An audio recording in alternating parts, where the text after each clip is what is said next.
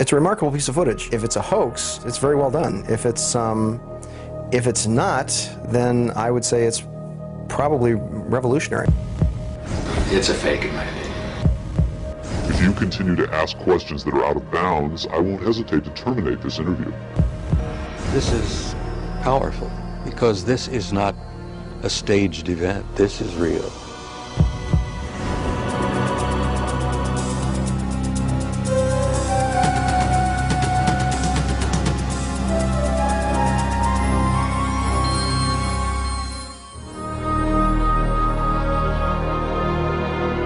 Interest in UFOs and Area 51 is at an all-time high. Last year, a highly rated TV special and best-selling home video purported to show an actual autopsy of an alien being from the famous Roswell, New Mexico crash of 1947.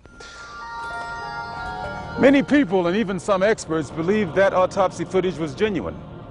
If that was indeed the body of an alien being from another world, could the footage in this program be the world's first hard visual evidence of an actual living and breathing alien being? An alien being communicating in an interview with a highly covert arm of the U.S. government? If the footage we're about to show you is genuine, then this could very well be the most important video in the history of mankind, proving once and for all that we are not alone.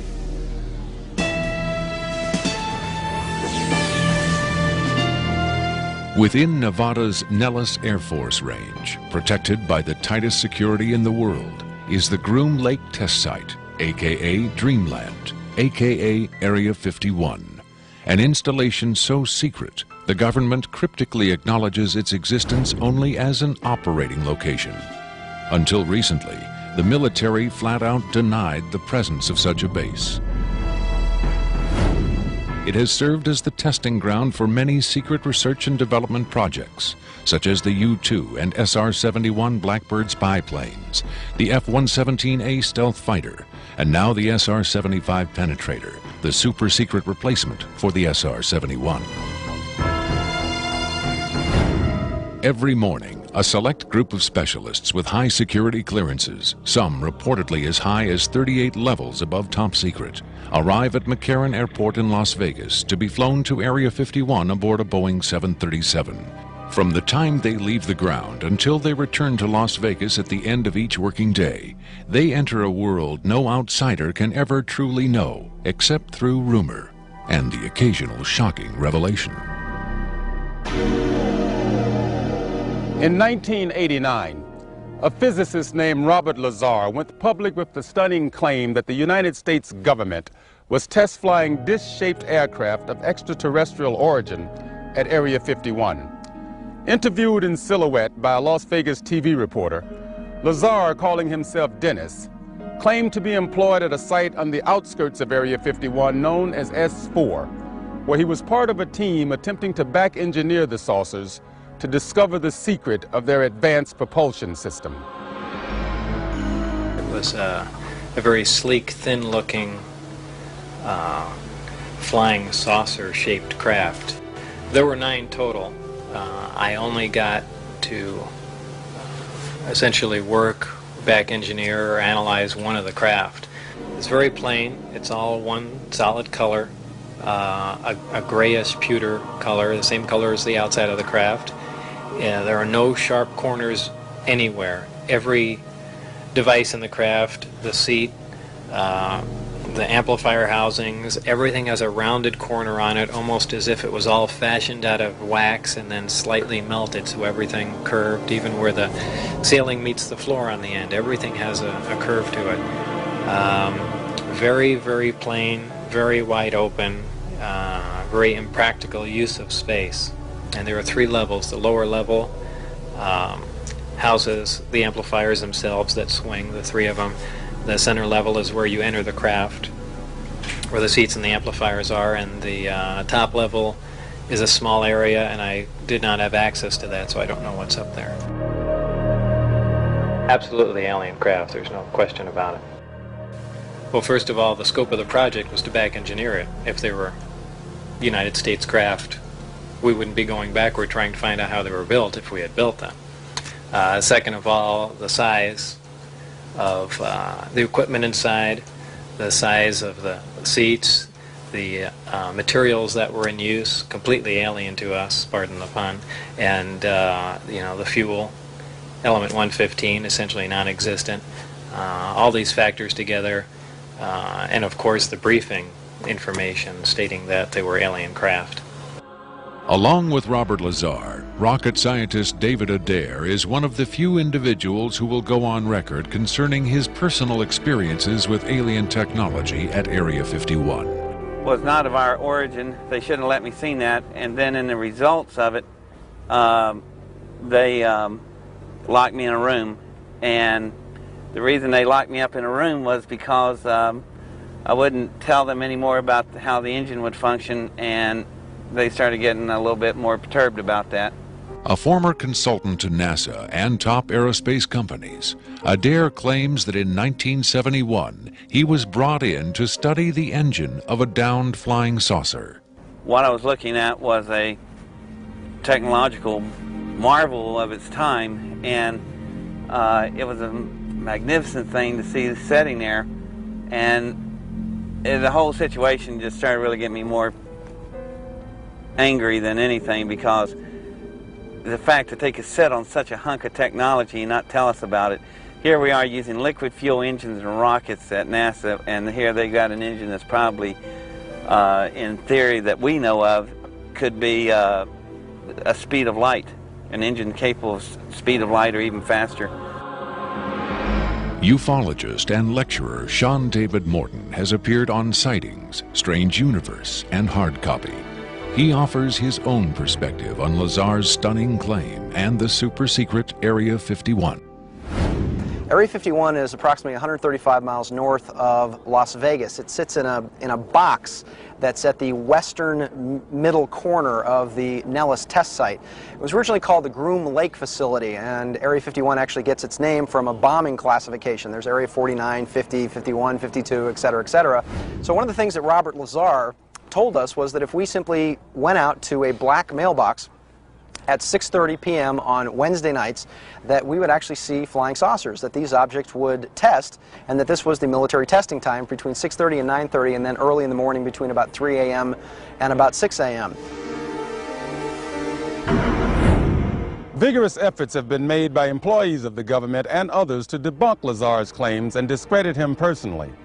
Nevertheless, Area 51 has become the center of a raging controversy, whether in fact certain clandestine agencies of the U.S. government are in secret contact with alien beings. Project Sigma was supposedly a deal between the United States government and various extraterrestrials that after the Roswell crash of 1947, that an organization called Majestic 12 was formed, and then in 1953, President Eisenhower was then brought in on this. Well, there was a negotiation going back and forth between the United States military, the government, and the extraterrestrials. Apparently, we had a number of things that the extraterrestrials wanted. Number one, the military needed hardware. We wanted technology, we wanted weapons technology, propulsion technology, metallurgy technology, and in exchange for this, the ETs were willing to trade us their hardware for our software, and software namely being us. What they primarily wanted was genetic material, and in exchange for that, they were willing to give us certain technological advances, like a number of flying saucers. It is out of Area 51 that the tape we are about to show you was supposedly smuggled. On Friday, July 26, 1996, the offices of Rocket Pictures, a producer-distributor of motion pictures and television programs, received a phone call. A male voice, identifying himself only as Victor, claimed to be in possession of a videotaped interview with an extraterrestrial being. Tom Coleman, president of Rocket Pictures, was intrigued enough to take the call. I, of course, thought this was some hoax. In fact, I thought it might have even been my brother at one point. But as we spoke, this was someone who seemed to be very serious. We went back and forth on this, and I basically decided that, you know, this is a little bit too weird for me. Thank you and goodbye. As I hung up, I had a very strange feeling that maybe, just maybe, there was something here. He said he had a tape of a space alien, an ET, that was being held in a military installation in Nevada. I'm not sure as a prisoner or a guest. And he had this on tape. As we've already heard from Sean Morton and others, this is not the first time allegations have surfaced that the U.S. government is playing host to extraterrestrial biological entities, or EBEs. The first and most famous alleged contact was the Roswell flying saucer crash of 1947. This is the incident from which the alien autopsy footage supposedly originated. But there have been persistent rumors that not all of the aliens retrieved from the Roswell crash were dead. The final fate of the survivors, if any, is unknown. 2 years later, however, in 1949, another alien is reported to have survived a saucer crash, and this being, known as EBE-1, was taken into custody and kept at a safe house. EBE-1 supposedly suffered from chronic health problems, which the doctors of the time were helpless to treat. According to a controversial, possibly fraudulent briefing document dating from the Jimmy Carter administration, EBE-1 was interviewed by means of pictographs, from which it was learned that he came from the Zeta Reticuli star system. Can we eliminate one or more of these categories from discussion? The laborious process of developing a set of symbols that could be used and understood by both human and alien amounted to the creation of a new language. If such an effort was made, it represents the greatest achievement in linguistics since the deciphering of the Rosetta Stone.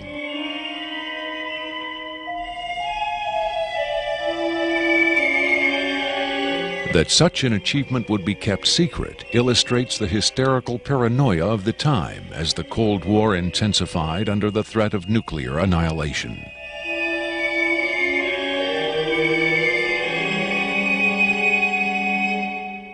The so-called Carter-Aquarius briefing document states that EBE-1 died of unknown causes on June 18, 1952.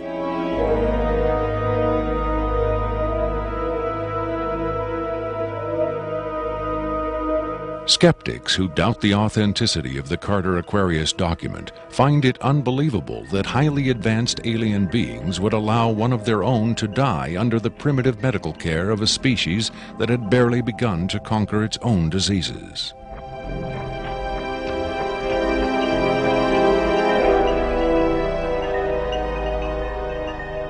But as we will hear, there are those who claim that to the aliens, death is not a final end to be feared, but a mere transition.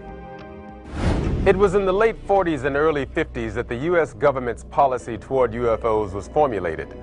Publicly, there was Project Blue Book, which made a great show of gathering data on all the major UFO sightings, finally declaring them all to be hoaxes, mass hysteria, or swamp gas. But secretly, there may have been another policy at work. Over the years, several documents have come to light which seemingly confirm that a clandestine group, Operation Majestic 12 Group, aka MJ-12, was formed by special classified presidential order on September 24, 1947, for the express purpose of gathering information on UFOs and extraterrestrials, while at the same time keeping such information not only from unfriendly powers, but from the American public as well. If indeed Area 51 has become the nation's repository for alien technology and possibly alien visitors, then the extra-constitutional justifications for such secrecy were developed in the MJ-12 Group's planning sessions. James B. Forrestal, Secretary of Defense under President Harry Truman, is widely accused of being the mastermind behind the creation of MJ-12. Once created, Majestic may have expanded its mandate beyond what Forrestal had intended. Whatever secrets Forrestal may have known concerning flying saucers and alien visitors, that knowledge died with him when in 1949 he mysteriously plunged to his death from a window at Bethesda Naval Hospital. Though he was being treated for depression, many UFO researchers doubt that his death was a suicide and point to the sinister workings of the possibly mythical MJ-12, which in their hypothesis may have been protecting its secrecy from a man who had come to believe the people had a right to know. As late as 1989, according to Bob Lazar, the identification badges at Area 51 read MAJ for Majestic. In December 1994, a document purporting to be the Majestic 12 Group Special Operations Manual was leaked to a noted UFO researcher. It contains the following directive under the heading Isolation and Custody. EBEs will be detained by whatever means are necessary and removed to a secure location as soon as possible. There follows this disturbing amplification. Although it is preferable to maintain the physical well-being of any entity, the loss of EBE life is considered acceptable if conditions or delays to preserve that life in any way compromise the security of the operations. From the beginning of the UFO age, it seems, secrecy was always the government's prime directive.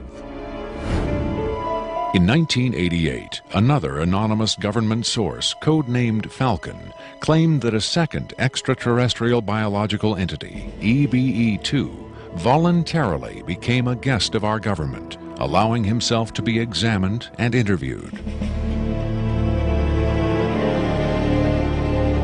In this scenario, Area 51 became, for a time at least, a sort of extraterrestrial embassy, the setting for mankind's first attempt at diplomacy with beings from another world.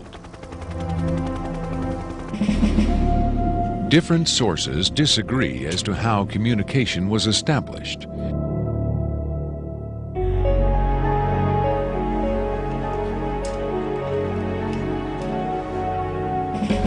There is universal agreement that the EBEs are incapable or unwilling to speak human language.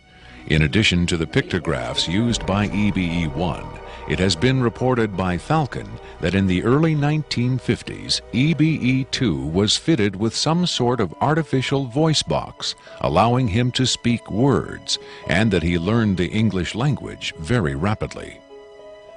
Other sources doubt this story, however. By our kind, do you mean we Americans? What has been reported most persistently is that the aliens communicate via thought projection, or telepathy.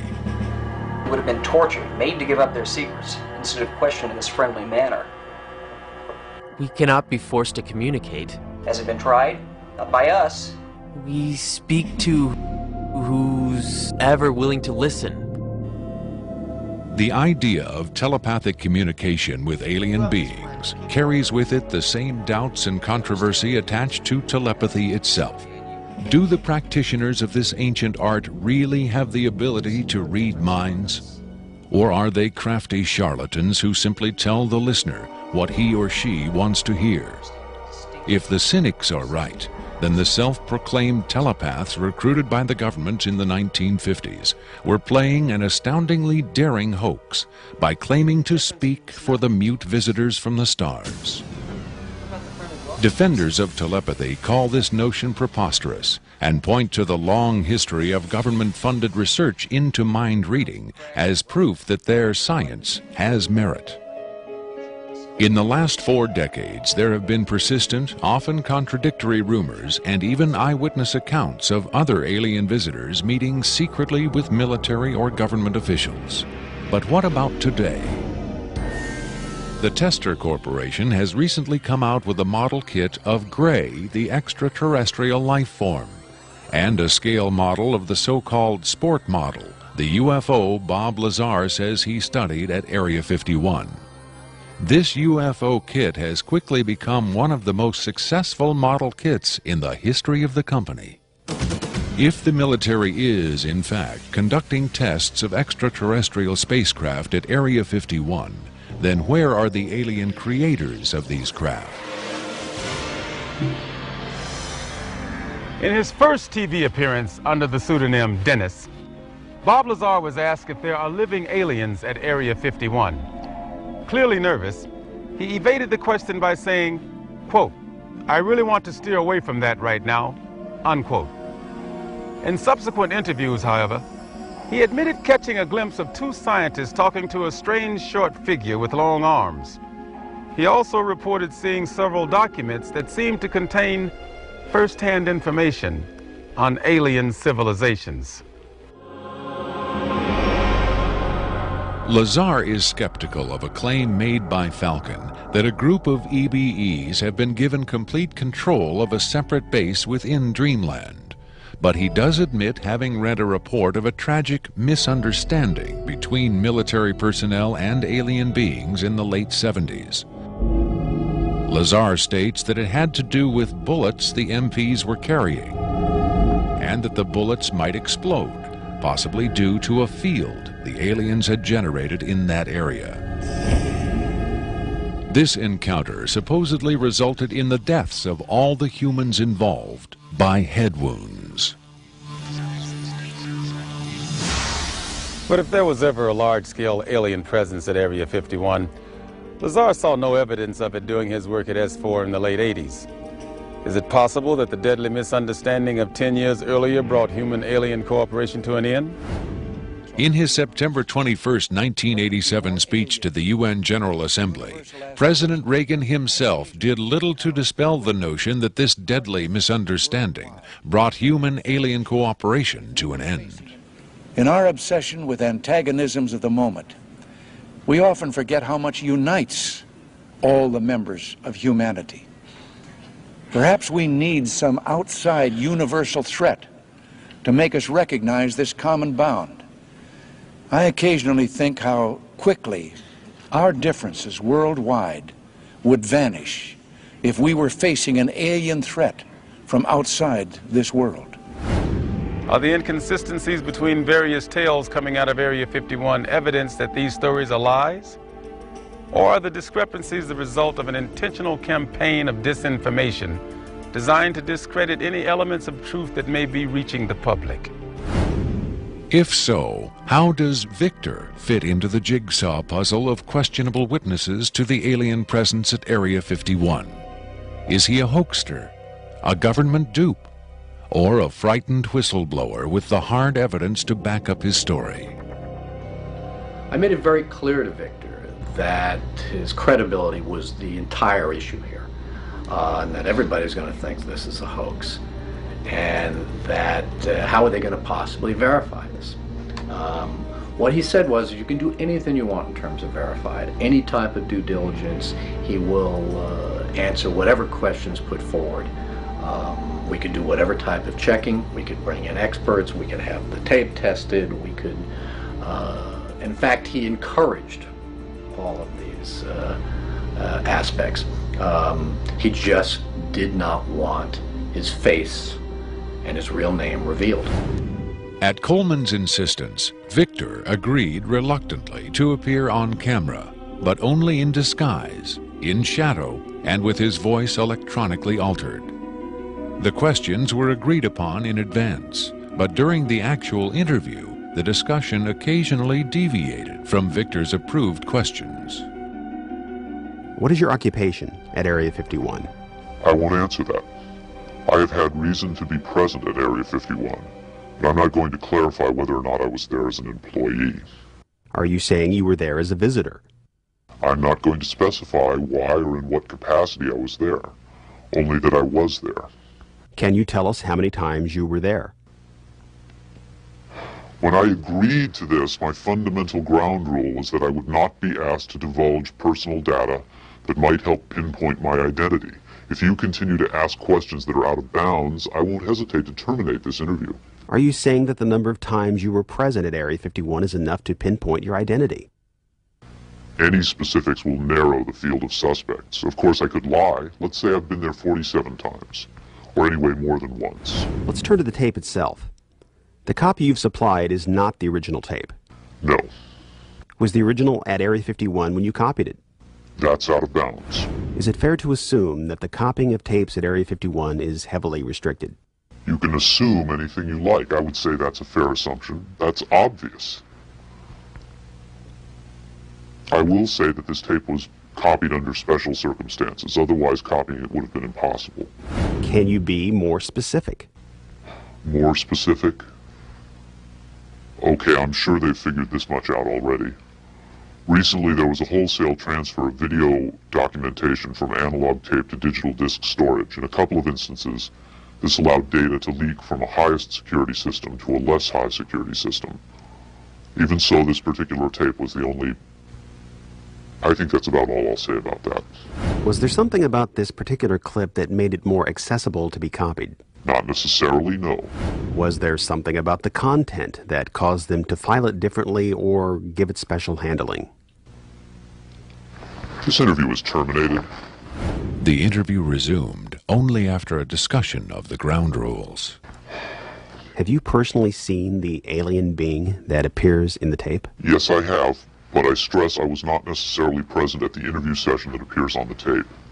I'm not going to be specific. I may have encountered the being at another time. What can you tell us about the alien interview we're about to see? This one is rather recent, very late in the series.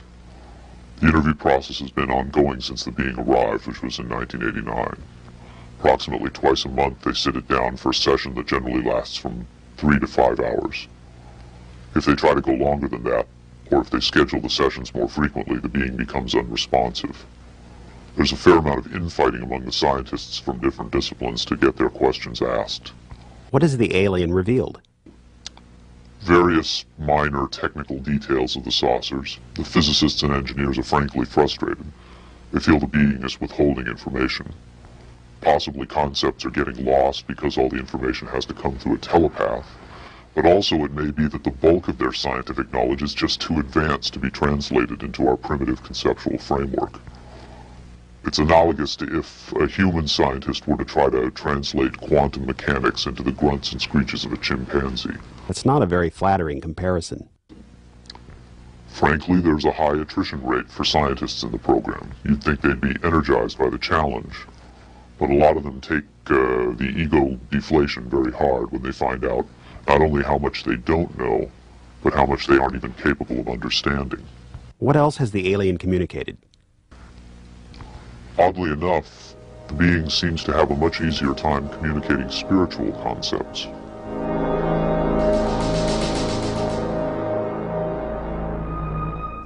The human body is a vehicle, a vessel.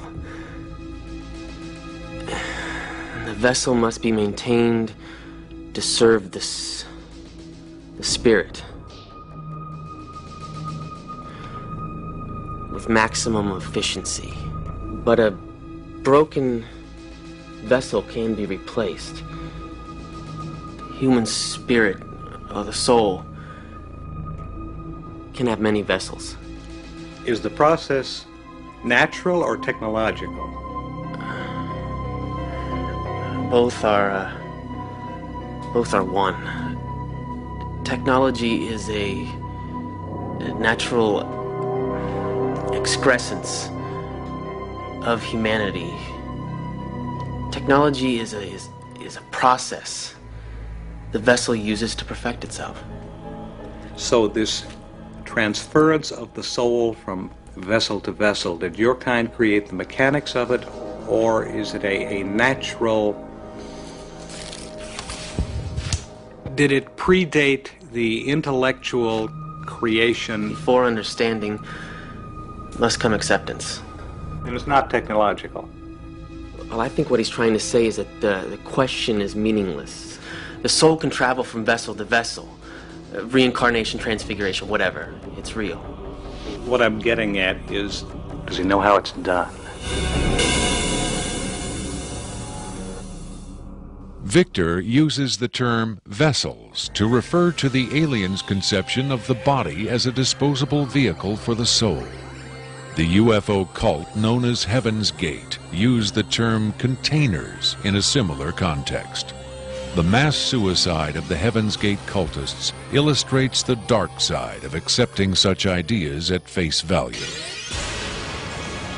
Doe, the Heaven's Gate cult leader, preach that humans can pass from container to container. The mysterious Victor, on the other hand, harbors no such belief. In his interview, recorded months before the Rancho Santa Fe tragedy, Victor made his attachment to his own earthly vessel abundantly clear.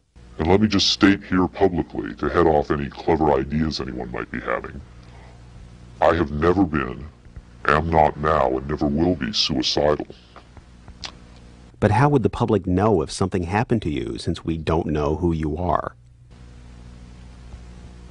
I'm taking care of that, trust me. If something happens to me, if I die, people will know who I am. Do you think it's a reassuring sign that these aliens can communicate with us on a spiritual plane? It would be nice to think so, but I'm not sure if it's really such an achievement considering the mismatch between our intellects. I mean, you're not going to have much luck making your dog understand calculus, but if you pet him on the head and say, "Good dog," aren't you communicating spiritually? And doesn't the animal control officer say, "Good dog," when he comes to put some poor stray to sleep? Doesn't the vet try to reassure the animal just before he spays it? When you're dealing with beings whose intellect is so far beyond your own, I don't think it's safe to assume they have your best interests at heart. What about the content of the tape segment you brought? As I said, this is late in the series. In fact, it's quite close to the end. Because of his unwillingness to reveal his own identity, Victor's story stands or falls on the credibility of the tape he supplied. Here, exclusively, for the first time anywhere, is the uncut, uninterrupted alien interview tape, shown in its entirety in real time.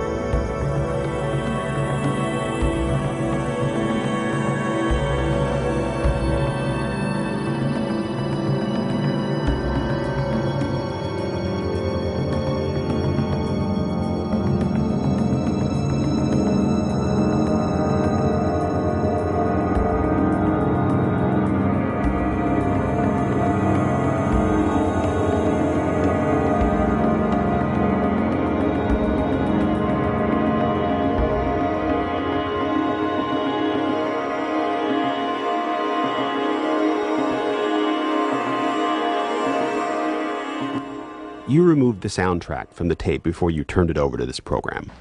That's correct. I can't allow the voices of the project personnel to be heard by the general public. There's a very good chance their family or friends on the outside might recognize them. Is it your purpose in releasing this tape to expose Area 51 to the world? My purpose is to expose the existence of the aliens, not compromise these individuals. I made the decision to come forward. I'm taking precautions to protect my own identity, and I don't think it's fair for me to put these others in danger of exposure. In any case, the interview on the tape went nowhere. It was interrupted, as you'll see. Can you describe for us what we're seeing? All right, we're looking at the interview suite at S4. It's kept dark for the comfort of the aliens. The figure who is just barely visible in the left foreground is the telepath, and behind the camera is a raked seating area for observers. Although in this case, I believe the only other person present was a military aide. The alien is seated behind a glass partition in a biocontainment area, which is maintained at biosafety level 2, the lowest designation. That's primarily for the protection of the aliens, not us. The theory is that if they were going to infect us with an alien bug, it would have happened 50 years ago. In fact, all the indications are the aliens eliminated microbial and viral life from their own ecosystem long ago. They aren't susceptible to our diseases directly, but it has been shown that microbes can reproduce and form colonies within their respiratory systems, which tends to exacerbate the debilities they seem to suffer anyway in our environment.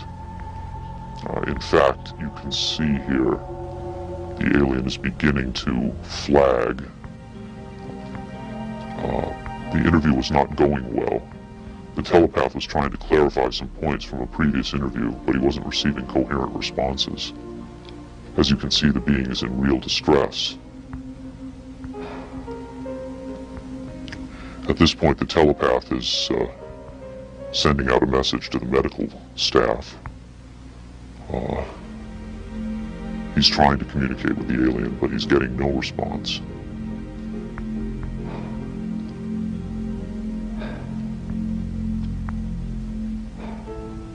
There's very little he can do. There's no direct connection between his space and the biocontainment area. That's the aide stepping in on the right. The medical staff should be there by now. They're slow in responding. There they are. I have to say the medical personnel at S4 are less than first rate. They tend to be selected for their willingness to keep secrets rather than their medical competence. By the way, he's not shining that light into the eyes. It looks that way, but in fact he's checking for hemorrhaging around the eye sockets and in the nasal cavity. I'm sorry. It's very hard for me to watch this.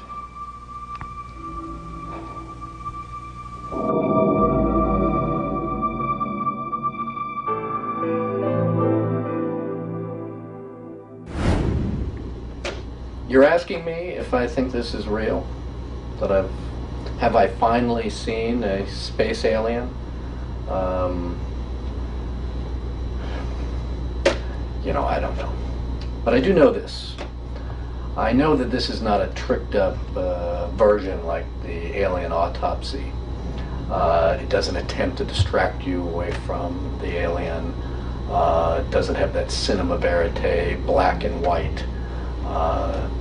It doesn't go to great lengths to try to fool the audience.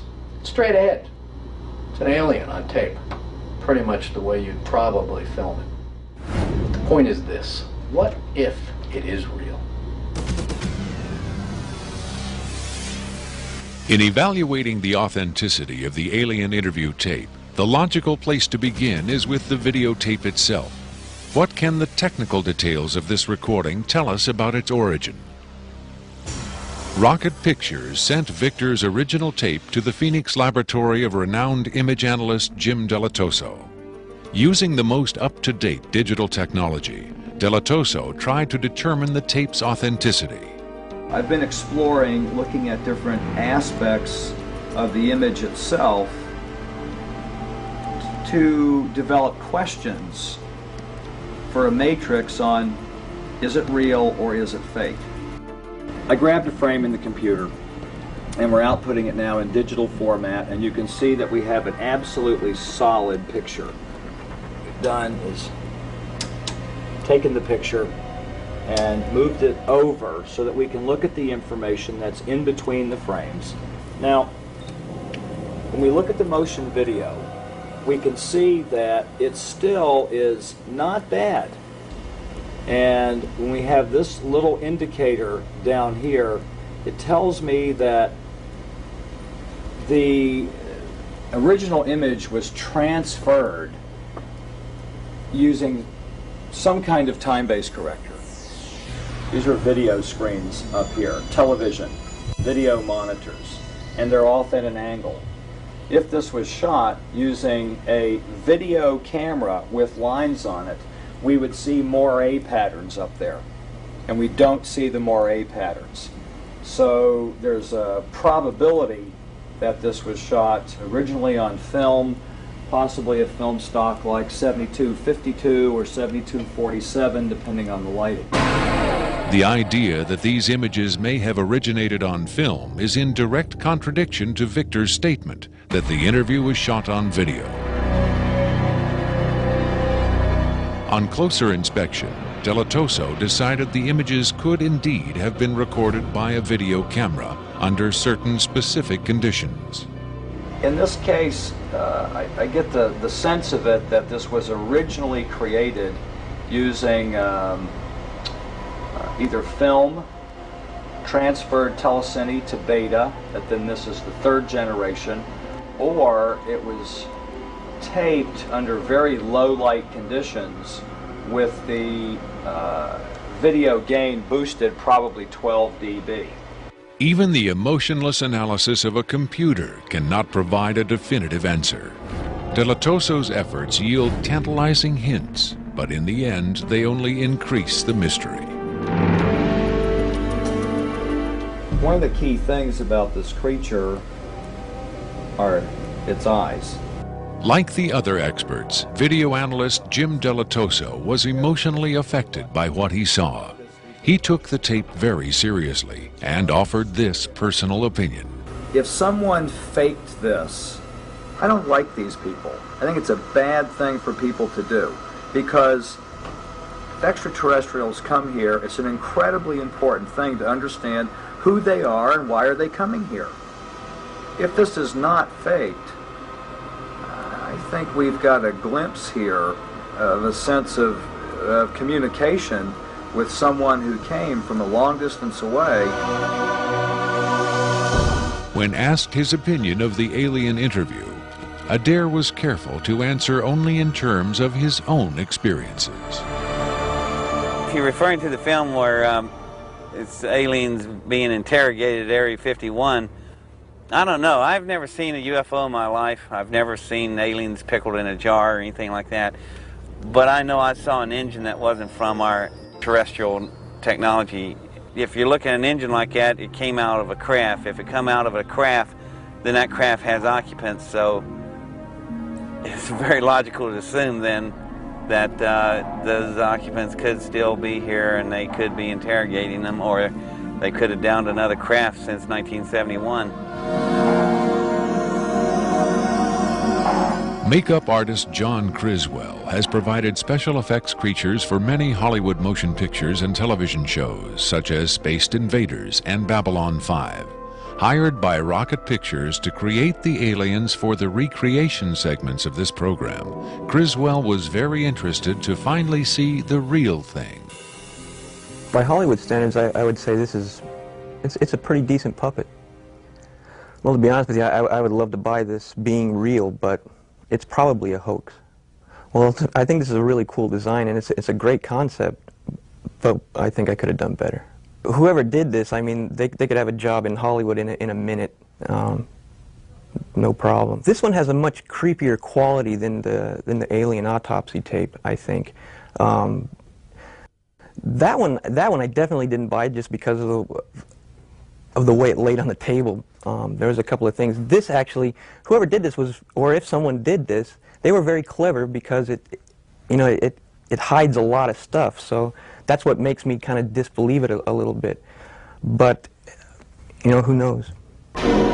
Criswell thought the alien exhibited movements that would be difficult to fake.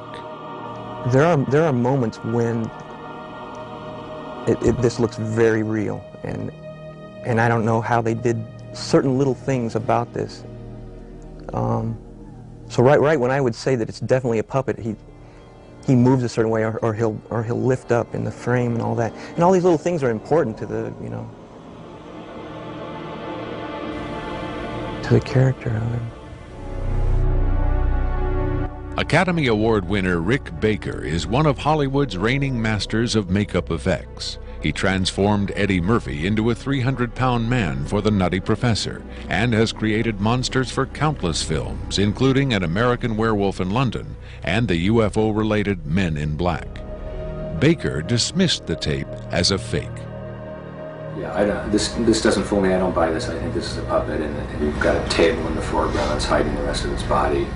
You've got some kind of, whatever that instrument is in the foreground, it's also lit very mysteriously. I think if you were going to record this alien, you would want to see it, and you wouldn't want to hide it behind a table, and you would light it in a way that would show up much more than this.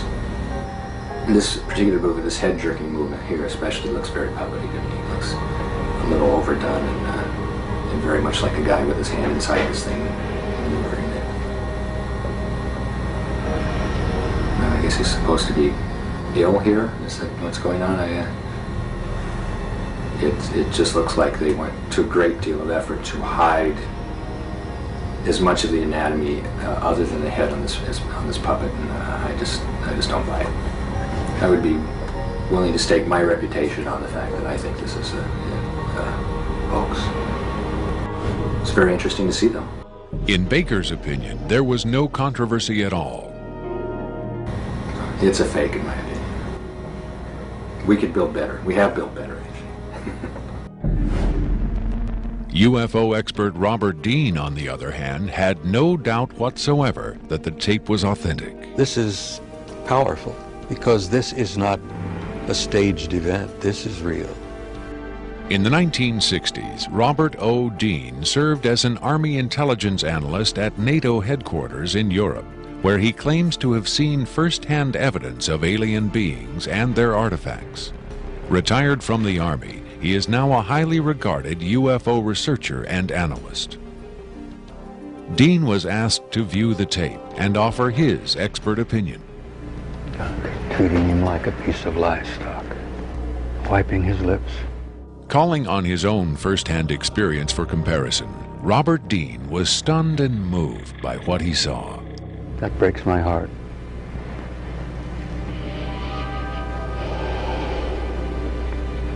I think you've got yourself a piece of legitimate footage here, and I think you've got your hands on some pretty sensitive material. I don't know how the hell you got this. I don't know who you got it from, and frankly, I don't want to know who you got it from. But you got yourself a tiger by the tail with this footage.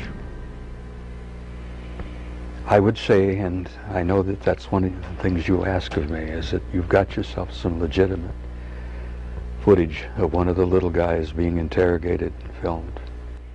And there's a reality to it, and there's a sensitivity to it that literally breaks my heart. But I tell you very strongly, you've got something here that is very sensitive. Well, I know that the level of classification on this kind of a thing is so far damned above top secret that you can't imagine how sensitive this kind of thing is, and how delicate it is, and how tightly the government sits on anything like this. Sean Morton looked for clues to the tape's authenticity in the technical details of the interview's setting. Okay, there's a couple of interesting things about the tape right off the bat. Morton tried to decipher the time code at the bottom of the screen. First off, what you're looking at in the time code is DNI, is Department of Naval Intelligence. So Department of Naval Intelligence, this would probably be a file number 27. It could be a security level, however, because security levels are supposedly go up to Q36, or the highest ones that we know about. The first interesting thing about that is that I'm noticing what looks like a medical monitor, and look at how slowly and erratic the heartbeat is. The heartbeat is literally 1, 2. It's very, very erratic, and it looks as though the heartbeat, being as erratic as it is only about, from counting that, it looks like it's about 30 a minute or so. Morton suggested an alternate explanation for the video's dim lighting. One of the unusual things about most of these particular race of aliens is they are very, very sensitive to light. So a lot of these interviews are conducted in very darkened rooms. To Morton's eye, many features of this alien dovetailed with accounts of other first-hand contactees. Another strange thing about the physiognomy of these creatures is, as well, is if you will notice that the neck itself is not at the back of the head like a human being is. The neck is actually in the center of the head, which is what actually gives it problems holding its head and its neck up. Whatever this is, it's being taken, the interview is actually being done through a piece of glass, which is probably something somebody faking the photographs probably wouldn't think about. Right there we see that the creature appears to be choking. The dark eyes, in many cases, are actually a form of lens that guards the creature against untoward sunlight. It's a remarkable piece of footage. I mean, it's very, very, very, very interesting. If it's a hoax, it's very well done. If it's not, then I would say it's probably revolutionary. Another expert who was asked to examine the tape was Michael Hesseman, one of Europe's leading UFO researchers and author of the international bestseller Beyond Roswell. When I got the first information about the alien interview footage, and when I saw the first picture, I said there might be a connection to a real incident. Hesseman was intrigued both by the alien's appearance and by Victor's claim that the being arrived at Area 51 in 1989. If it is authentic, it might be the most significant film ever published, ever shown on television. For several years now, Hesseman has been investigating reports that the South African Air Force shot down a flying saucer in the Kalahari Desert in 1989. According to Hesseman's sources, 2 survivors were retrieved from the downed saucer. One was sent to Wright-Patterson Air Force Base in Ohio, and the other to Area 51. The extraterrestrial in Victor's tape bears a striking resemblance to descriptions of the Kalahari ET, and the timing of its appearance at Area 51 is consistent with the South African incident. If you see the drawings we have of the Kalahari alien and the descriptions we have, it seems to be the same being. And the Kalahari incident puts the alien interview footage into a context and gives it at least a probability that it might be real. It might be the real stuff, we just don't know. Whitley Strieber, best-selling author of Communion, claims to have had numerous personal contacts with alien beings. He has become the de facto spokesman for the growing number of people who claim to have been abducted by extraterrestrials. The nationally syndicated television program Strange Universe asked Strieber and several other abductees to view the alien interview tape. What Strieber saw left him profoundly shaken.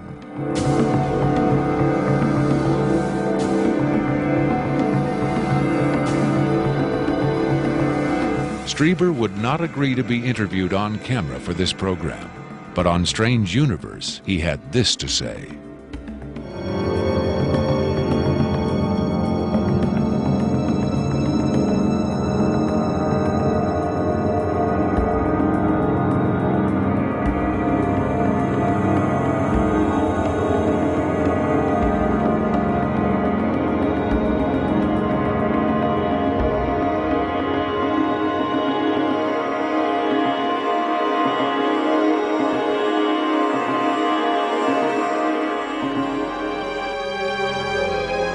On May 23, 1997, Victor gave a radio interview on the nationally syndicated show Coast to Coast AM with Art Bell. Speaking by telephone from an unknown location, Victor answered questions from host Art Bell and his guest, UFO expert Sean Morton. From the Kingdom of Nye, Coast to Coast AM continues with Art Bell. It is going to be a very interesting morning. Let's see if we've got Victor on the line. Victor, are you there? I'm here. Welcome to the program, Victor. Afterwards, this is what Bell and Morton had to say about Victor's credibility. What a hell of an interview, huh? Boy, oh boy, talk about making history on the radio. It was, as far as I could tell, he answered every question properly, as far as exactly where the locations are, to the descriptions of the the transports, the 737s, to the CTS 43s, the retinal scans, the 5 levels at S4. A veteran of countless controversial interviews, Art Bell still found himself impressed by his encounter with Victor. In the first, I think, half hour, I sensed that I was getting a kind of a runaround, or that I was not satisfied with the quality of the answers that I was being given. But as the interview progressed, and Victor, to some degree, began to relax, I began to get a different sense, and that was that he was telling me the truth. I think Victor was scared. I think Victor really is scared. And so my judgment of the interview after about the first, maybe 20 minutes, half hour, is that we began to get some real information. It was a significant milestone. There's no question about that in broadcasting.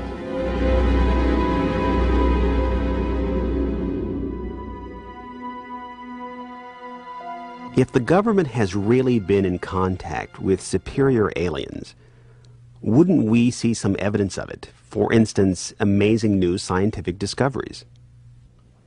Limitless free energy? A cure for cancer? We might if the government's motive were the betterment of mankind. The government's motive is control. And just as much as they crave control, they fear loss of control. Knowledge is power, but power does not necessarily confer competence. The people at the top of this program are intellectually very average. They're not capable of making proper use of what's been handed to them, but they have no intention of letting anyone else ever get a chance to solve the puzzle. And let's not forget there's also the real possibility that the government is being manipulated by the extraterrestrials for their own purposes. You could have released this tape to the news media, but you insisted on being paid for it. Doesn't that cast doubt on your own motives? Yes, and I was aware of that going in, but that's a cross I'm prepared to bear. I find it disgusting that the most important event in human history is being kept secret simply because certain unimaginative officials have the power to do so. But at the same time, I do see the irony in my own actions. All I can say is, had I had the choice, I would not have insisted on profiting from this revelation. But since by lifting this veil, I've endangered not only my career, but possibly my life, I felt the need for some small measure of monetary freedom to deal with any eventualities. And let me say, I could have demanded significantly more money than I did if I had been willing to compromise my anonymity. There have been other whistleblowers who jumped at the chance to become celebrities, which I think casts even more doubt on their motives than some people may be casting on mine. Do you believe your life is in danger as a result of making this tape public? I would hope not. I would like to think my government is a little more civilized than that, but at the same time I don't intend to give them the chance to prove me wrong. At any rate, to a certain extent, I'm counting on being disbelieved. Obviously, they would like me to be perceived as a hoaxer. If something were to happen to me, if I should die suddenly in a freak accident, it would obviously lend credence to my story, and I assume they understand that and will act or not act accordingly. Why should anyone believe this tape is authentic? Use your own judgment. That's all any of us can do. There's been so much secrecy and disinformation over the last 50 years that it's become impossible to prove anything in the face of official denial. Of course, the flip side is nobody really believes anything the government says.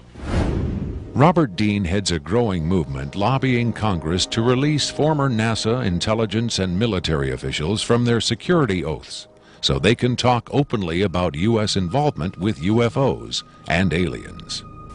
As early as '49, your government knew we were dealing with extraterrestrial intelligence. And then it sort of blew up more and more. Every year there were more discoveries, more conclusions, more contacts. And as you probably know, we have indeed retrieved crashed hardware, and we have reverse engineered it, and we have indeed been flying some of that hardware in this base not too many miles outside of Nellis, near Las Vegas. Dean believes the time has come for the government to tell the people what it knows. The truth has got to come out. We're over 30 years too late. The people not only have a right to know, they have a need to know. And damn it, I stand in this belief, and I will say this and stand by this till the day I die. Congress has the responsibility, Congress has the obligation to the people, to the Constitution, and to the nation.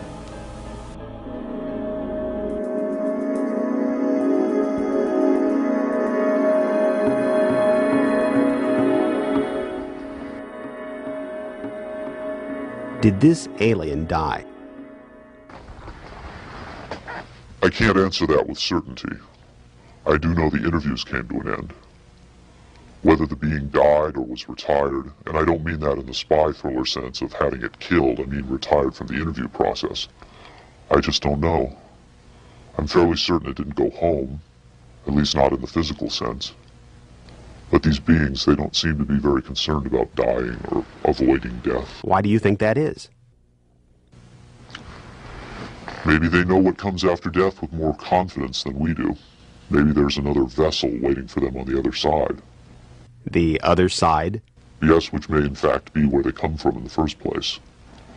I've heard the claims that they come from Zeta Reticula or the Pleiades, but it hasn't been established that they come from out there at all. Their saucers may not travel through space as we know it. They may fold in from another dimension, another reality. You make them sound almost supernatural, like angels or devils. Supernatural is just a term for aspects of nature we don't understand. For many people, they certainly do serve the functions of both angels and devils, forces we can't comprehend. Have you had enough of me? I think I've earned my money.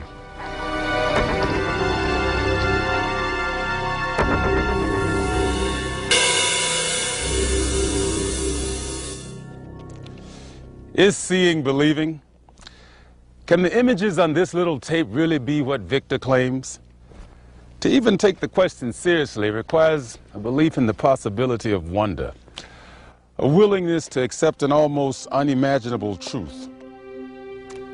It's far easier and safer to label it a hoax. I'm standing on Nevada Highway 375. America's official extraterrestrial highway, redesignated last year by the legislature in acknowledgement of the worldwide fame that has become attached to this desolate spot. Beyond those mountains is Area 51, the most widely discussed secret place on Earth. Whether as a hoax or mind-expanding revelation, this alien interview is now a part of the Area 51 legend. There will come a day when the secrecy at Area 51 ends. When that day comes, then we will know whether this tape was real and what the true motive was for its sudden appearance. Until then, we can only speculate, investigate, and hope.